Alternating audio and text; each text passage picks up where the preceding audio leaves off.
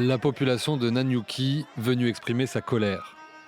Des centaines d'habitants de cette petite ville du centre du Kenya se sont regroupés dès le début de la journée devant la base aérienne de Laikipia, sous le regard de quelques militaires en faction. Pas question pour ces manifestants d'accepter que la base accueille un centre de quarantaine pour des malades américains atteints du virus Ebola. Ce centre de quarantaine menace la vie des gens du comté de Laikipia et de tous les Kenyans. Sur la base, il y a une école primaire. Et c'est vraiment triste que même le président de notre pays ne prenne pas ses enfants en considération. Les autorités kenyanes sont d'autant plus critiquées qu'elles n'ont pas communiqué sur la construction de ce centre. Seules des discussions entre Washington et Nairobi étaient évoquées par un communiqué du secrétaire d'État américain publié vendredi.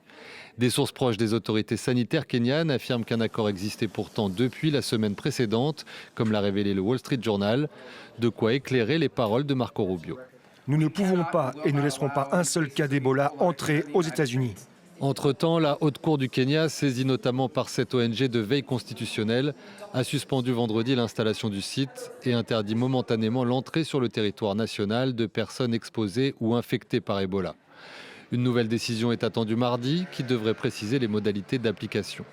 Le gouvernement kényan, qui avait signé avec les États-Unis un accord de coopération en matière de santé en décembre dernier, pousserait de son côté pour que le centre puisse accueillir d'autres nationalités que les seuls Américains. Une partie de la population semble du même avis. Pourquoi les Américains pensent-ils que leur vie est tellement plus importante que celle des Kenyans, au point d'installer au Kenya un centre réservé exclusivement aux Américains? 13,5 millions de dollars ont été promis par les États-Unis pour financer la réponse sanitaire face à Ebola au Kenya. L'épidémie actuelle, qui a déjà fait près de 250 victimes pour 1 millier de cas recensés, est jusqu'ici surtout localisée dans l'est de la RDC. Quelques malades ont été infectés en Ouganda, pays voisin du Kenya.